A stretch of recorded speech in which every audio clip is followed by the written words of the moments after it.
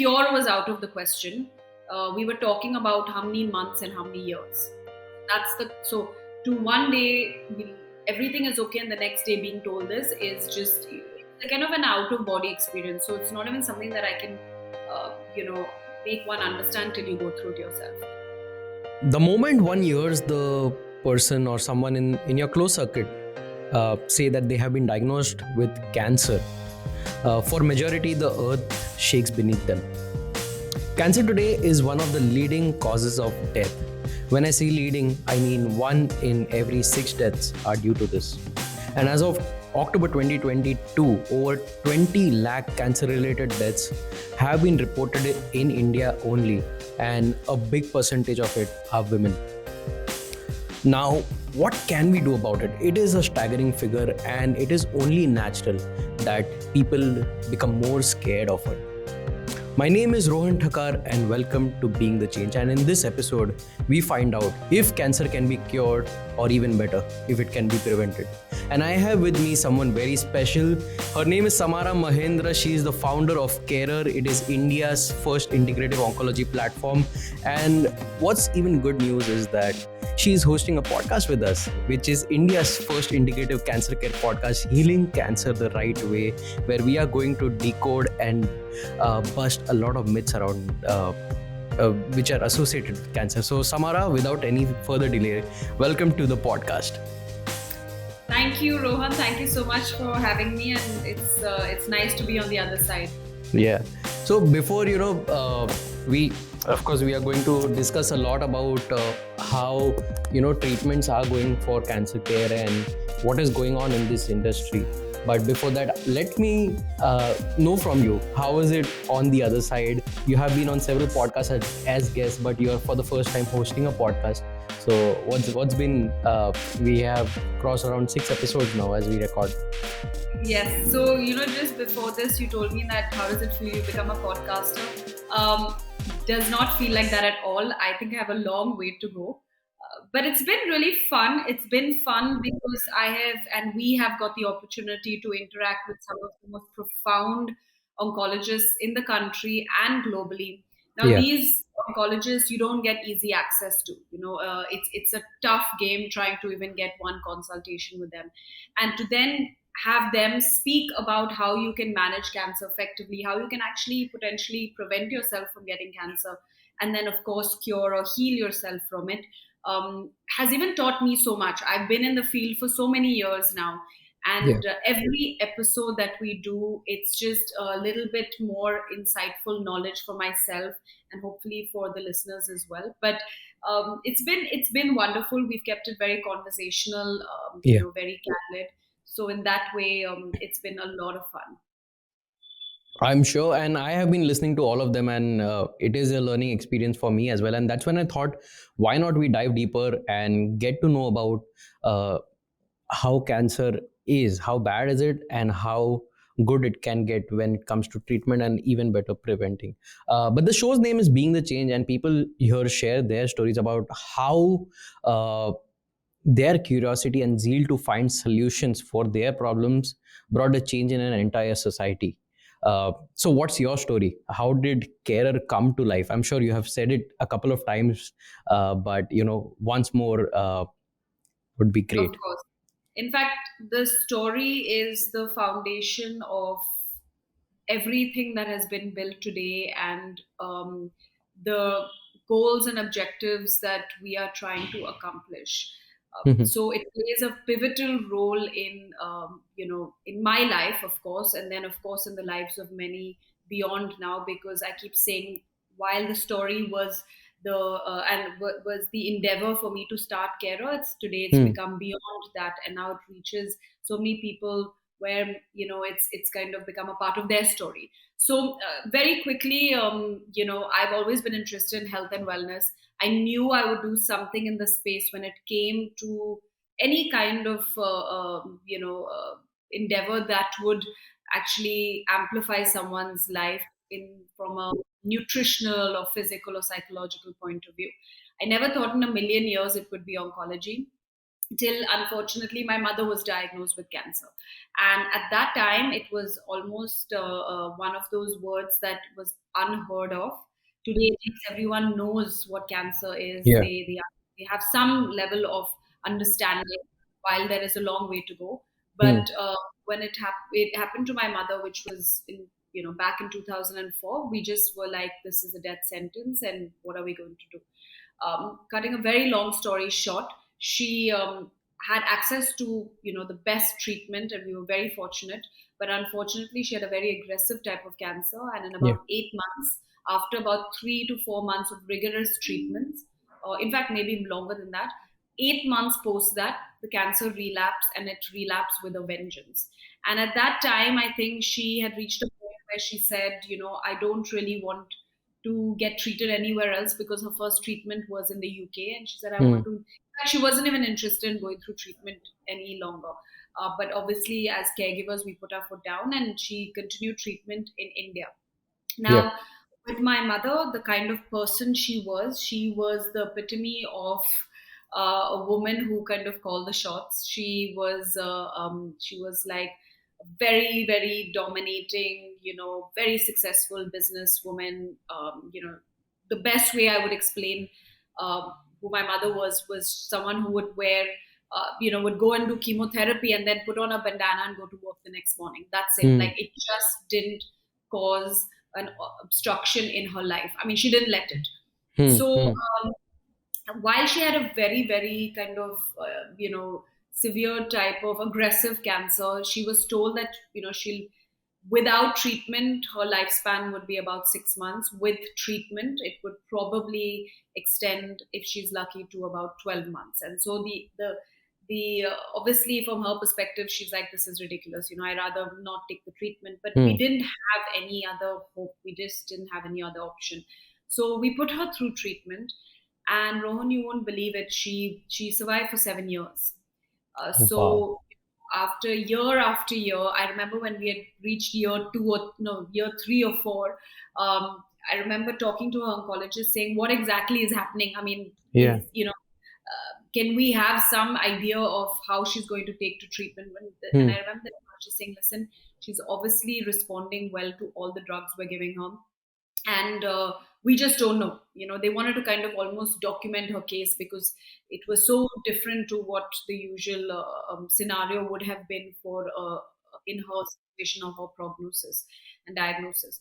So what I noticed during that stage, and so hospitals, chemotherapy, all of that became a part of our lives, and we would like literally live in hospitals, because it went to a point where my mother would plan, or sorry, the medical team would plan her chemotherapy cycles based on her meetings, on her travel dates, and her life. So it just kind of infused in our lives. And I mean, it's very easy to say that there were a lot of ups and downs. We lived in, just without having any clarity, and discomfort, of course, for many years, especially her herself. But I started kind of documenting her case, because I came from this perspective of, health and wellness. And I started noticing that every time she took chemotherapy, and then how she would eat, and how her psychological state of mind was, or how physically active she was, or how her sleep was affecting how she would respond to Hmm. that cycle. Hmm. And I noticed that there was a marked difference in when this wasn't managed, that her side effects were much more severe. And when she actually managed this, where she was being a little more physically active, she was focusing on her nutrition, and then of course she was keeping herself busy with her work, that somehow her side effects weren't as drastic. So I would document this. Then I would document Hmm. times when she would have massive crazy cravings for sugar, and we would see ups and downs in her nutritional levels. And I would keep bringing this up, saying that what is going on, Hmm. and I could see there's something that we were doing right, but we had no clue what it was. Eventually, she had so many rounds of chemotherapy that her body couldn't cope anymore, Hmm. and unfortunately, we lost her in 2010. But that's when my journey began. So the rest of the family obviously moved away from the word oncology and cancer, because no one wanted to really, go down that road again, or Hmm. have anything to do with it. But for me, I saw it so different. I just innately felt that there was something beyond just her treatment that was helping her survive. I mean, if I can put it as blatantly and blunt as that, I just didn't know what it was. And then I kind of, after a year or two of kind of getting over her, the loss of her, and kind of coming back to some normalcy, I moved to the US. And I wanted to understand healthcare, and I wanted to understand medicine and oncology better. And that's when my journey began, training in the field of oncology. And that's when, eventually, when I was living in New York, I was exposed to this concept of integrative oncology. And I got an opportunity to, enter into Memorial Sloan Kettering, one of the biggest cancer hospitals in the world, and meet with the founder of the integrative oncology unit there, Dr. Barry Castellet.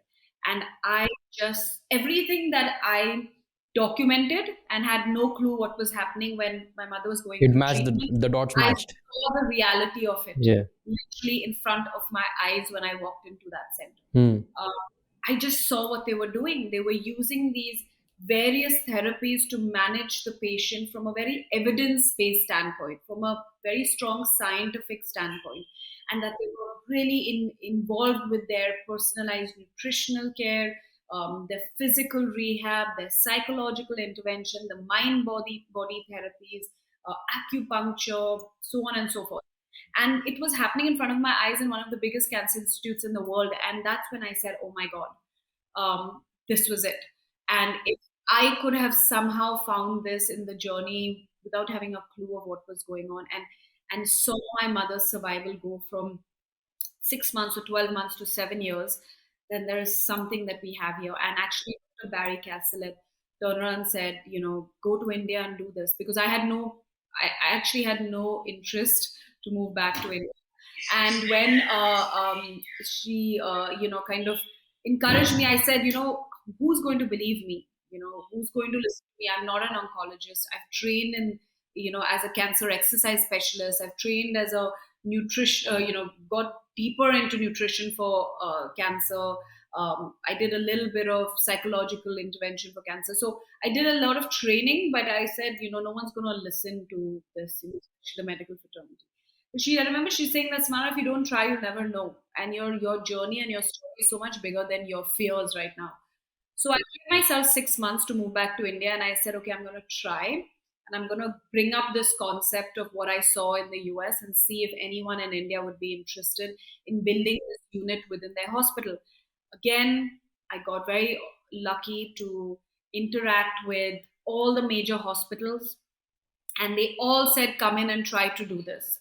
And, but I chose Tata Memorial Hospital. I remember my conversation with Dr. Badwe, and I said, if I really want to understand what's happening in Indian healthcare system in cancer, I got to go neck deep. So I went to Tata. I did an observership under Dr. Shailesh Srikhande, who's the chief of GI over there, and I saw everything from the other perspective. I remember sitting in his consults and really kind of almost the scenario in front of me, just it was like deja vu. It was like my family walking in, me walking in with my mother talking to the doctor and being so hopeless and helpless in the situation. The only difference was I was sitting at the doctor's side with the doctor this time. And that's when I my journey began. And that's when deciding to put the program like Kero and this protocol together to offer integrative oncology solutions from an evidence standpoint to patients was when that conception actually took place. Kudos to you for that, for your courage to get started with it.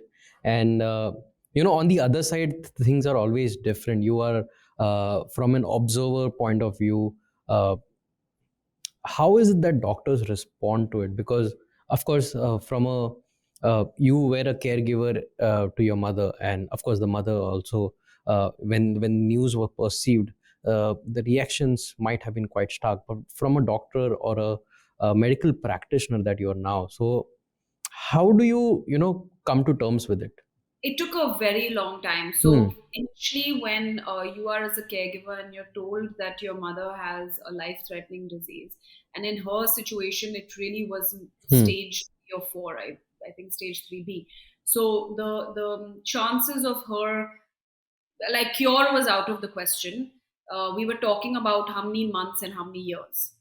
That's the so to one day everything is okay, and the next day being told this is just, it's a kind of an out of body experience. So it's not even something that I can, make one understand till you go through it yourself.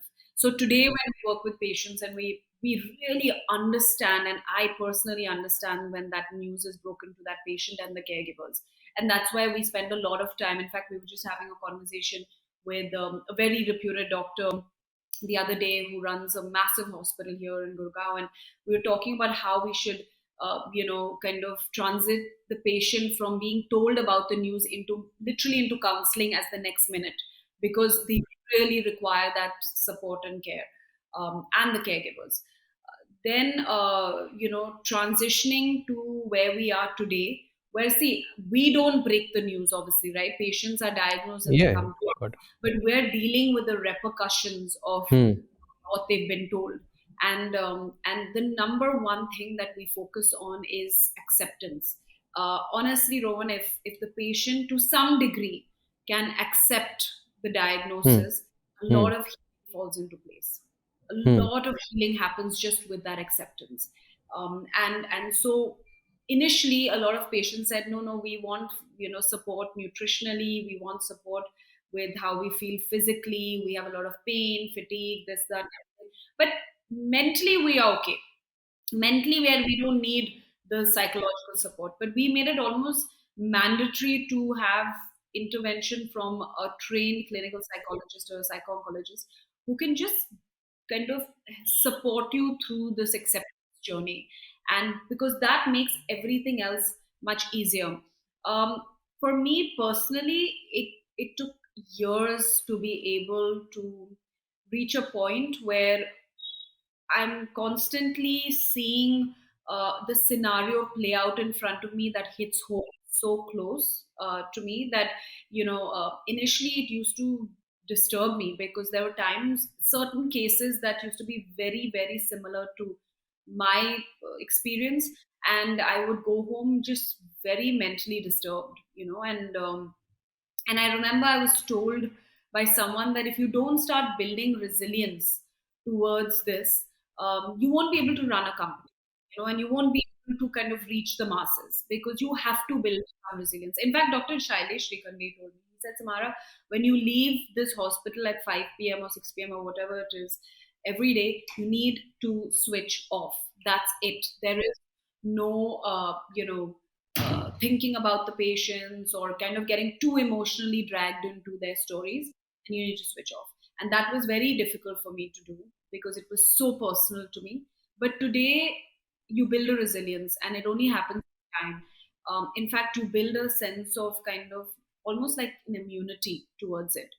And having said that, but I don't have that many interactions one on one with patients anymore. Now we have Hmm. a huge You've team got that, a team. Yeah. yeah.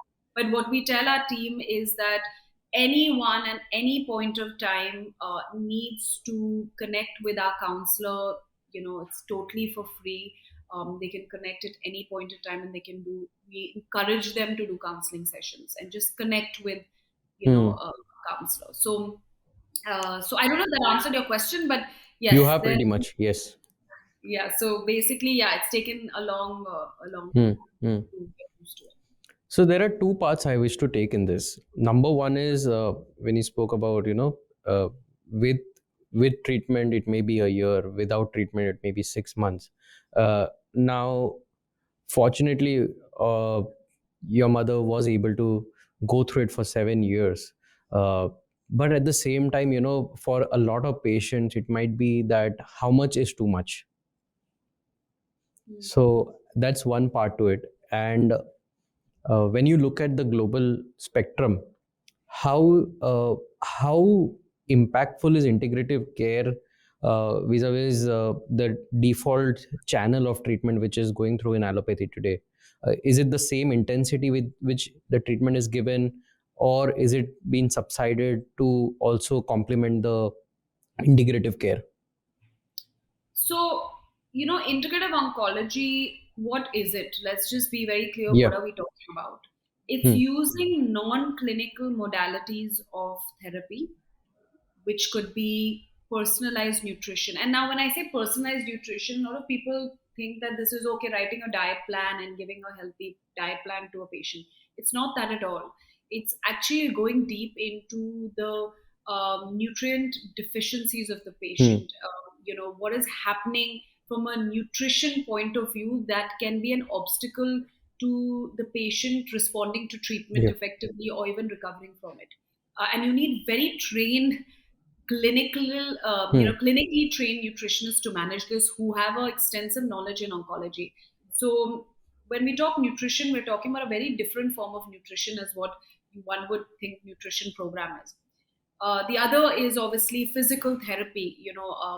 Patients go through a lot of fatigue, pain, physical discomfort, post Yes. surgery rehab, lymphedema, those kind of things, right? So you need physical specialists to actually manage those physical discomforts and decrease it.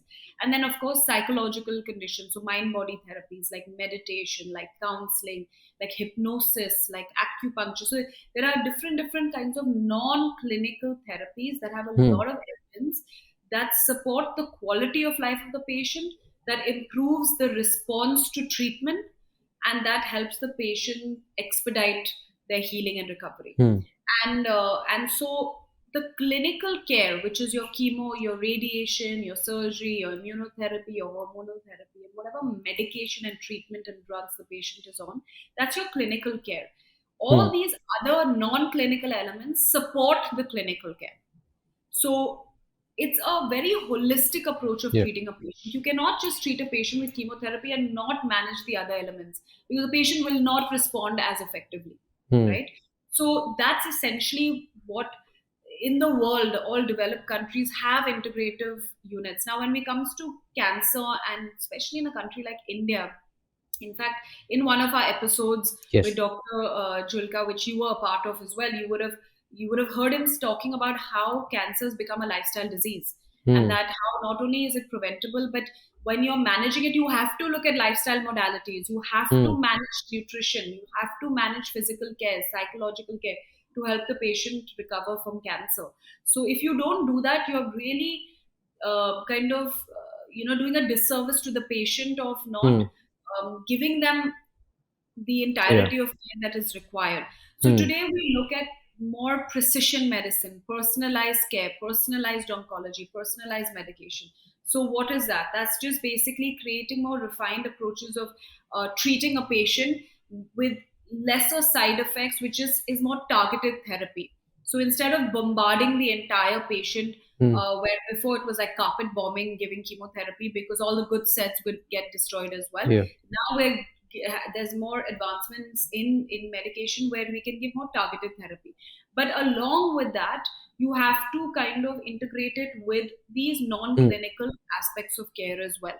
And when I say Right. non-clinical aspects of care, I have to keep mentioning that these are evidence-based, substantial amount of data and research to support the treatment of a Yeah. patient. From the So points that you have shared, so whether someone has cancer or not, if they apply in their day-to-day life, that itself will impact their health. absolutely, because now cancer is becoming, I'm telling you, it's 90 to 95% of all cancer cases recorded today is because of lifestyle Hmm. issues and the environment. 5 to 10% is genetic. And then you can go into the whole world of epigenetics, which is Hmm. using lifestyle to kind of, rework the genes and whatever. But Right. if I'm telling you that cancer is majority, you made a statement earlier saying that we are seeing more and more women getting breast cancer in India. Why Yeah. is that? Is it just bad luck? Not necessarily. It's because more women are leading sedentary lifestyles because they are starting to work, right? So a lot of women are migrating to, cities where the pollution is, air pollution is, terrible. They are working, so they are leading very sedentary. They're sitting in front of a computer. They're not as active as they before. So there's very high fat percentages. The kind of nutrition they're consuming, there's a lot of hormonal fluctuations that can cause certain types of hormonal cancers. There's there are multiple reasons. PCOS. These are things that I'm not saying will give you cancer, but I'm saying that there is a lot of disruptions in the functioning of the female kind of body that is actually leading to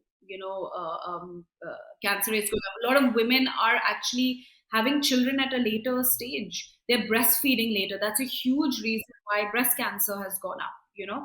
So there are multiple reasons, but it's mainly lifestyle related. A lot of more women are smoking and drinking, uh, and so smoking, drinking, bad kind of breathing, this Pollution. Yeah. pollution, eating. Why does Punjab belt have one of the highest cancer incident rates? Because it's all the pesticides and fertilizers Hmm. that's been in the used in cultivation. So Right. it's kind of self-explanatory of what's going on. Hmm. Hmm. Right. Now, how much is too much when it comes to treatment?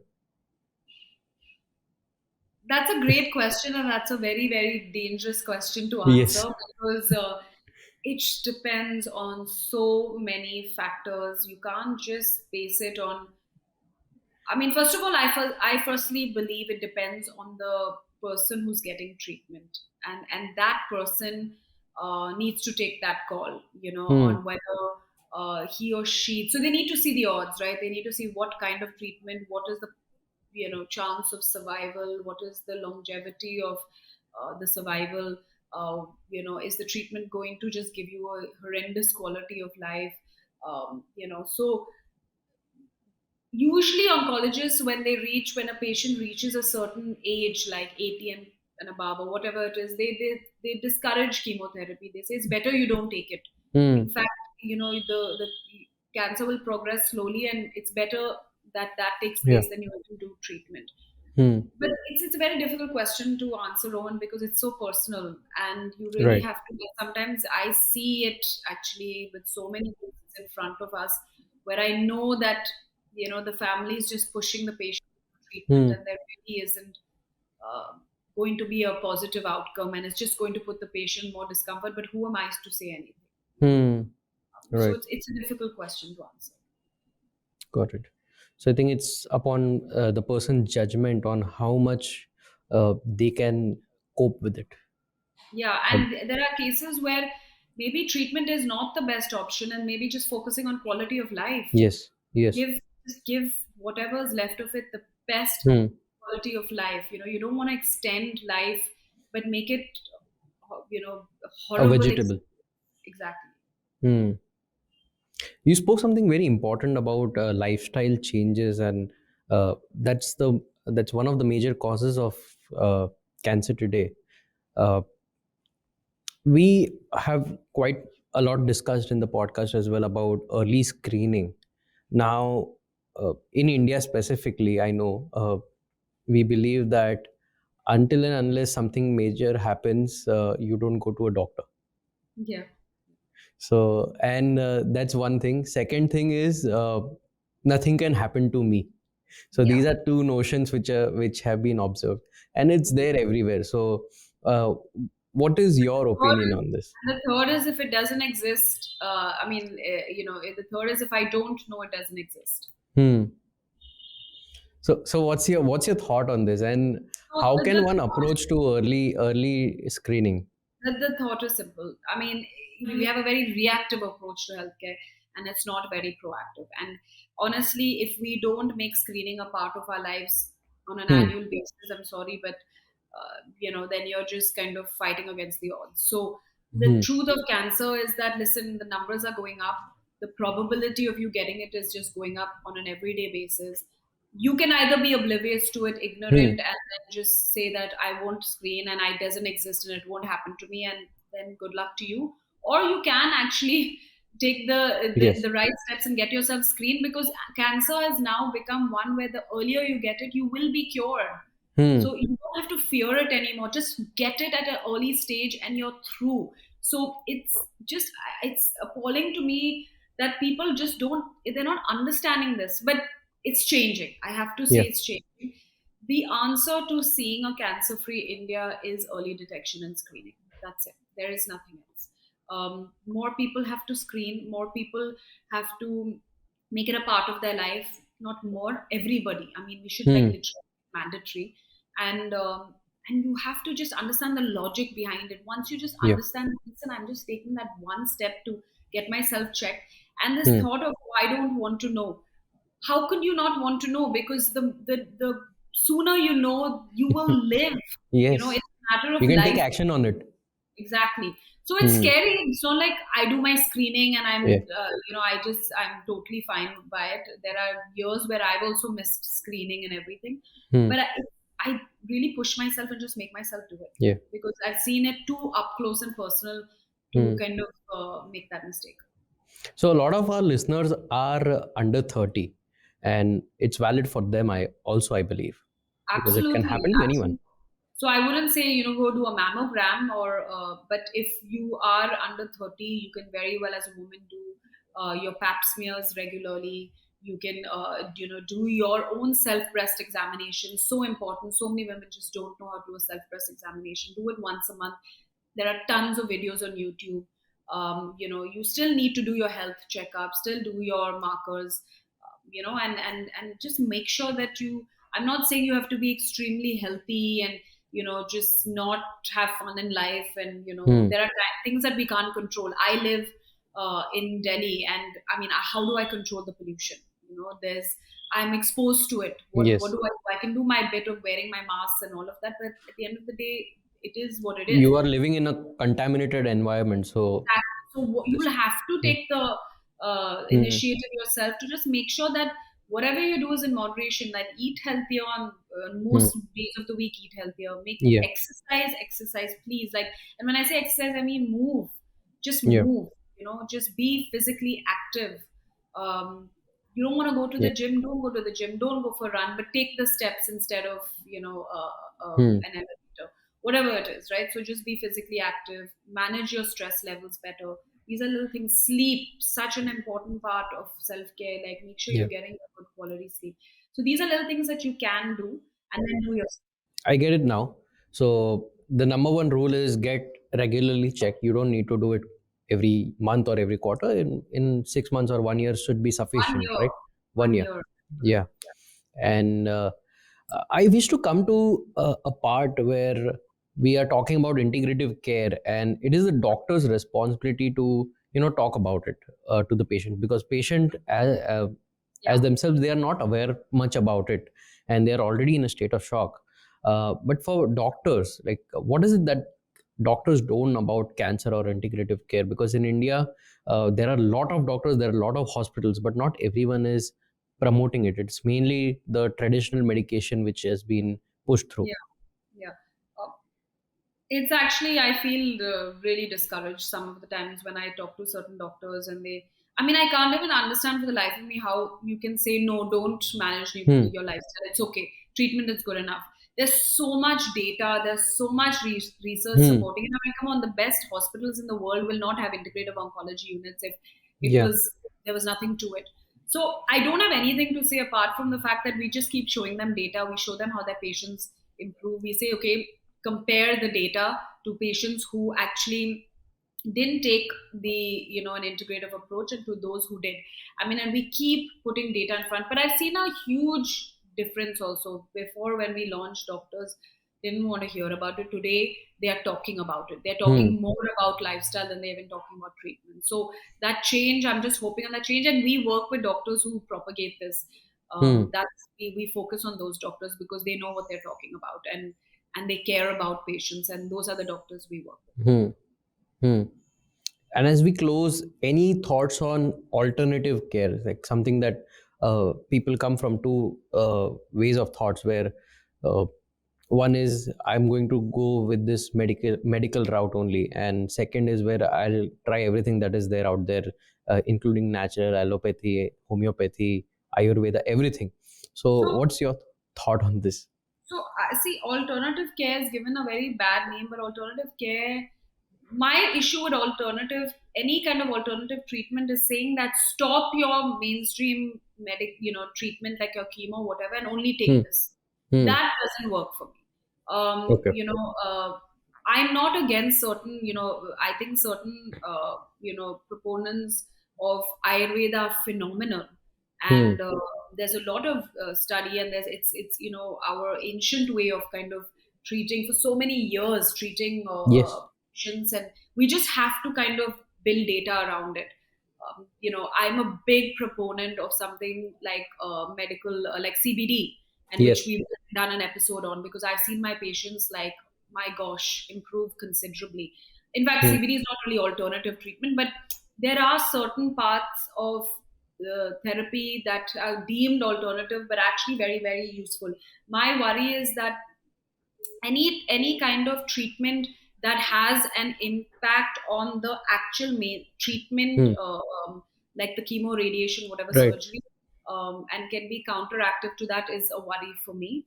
So that's why, and that's what it is for oncologists. So that's why they say we rather you not divulge in Hmm. alternative treatments right now, but anything that makes you feel better, has no impact on the Yeah. treatment. Why not? I'm totally for it. I think it just deserves a lot more data and research that we Hmm. need Hmm. for it. And I think with something like, medical cannabis, there's so much. It's being kind of legalized all over the world now. Yeah. And in fact, I know certain studies that are happening in India about this. So yeah, it just requires a lot more data. Hmm. I get it. Superb. Thank you so much, Samara. I think this conversation was extremely enlightening for me. I got to know a lot about it. And listening to the podcast, Healing Cancer the Right Way, is like a open book encyclopedia with some of the best medical practitioners. So, all the best for the podcast. And if you are someone, listeners, I'm talking to you, if you're someone who wants to know more about uh, how integrative care can help you or a caregiver, or do you know someone who is going through a similar phase, so do share the episode with them, as you never know how helpful it can be to someone. That's it from my end. I'm Rohan Thakar signing off. This is Being the Change.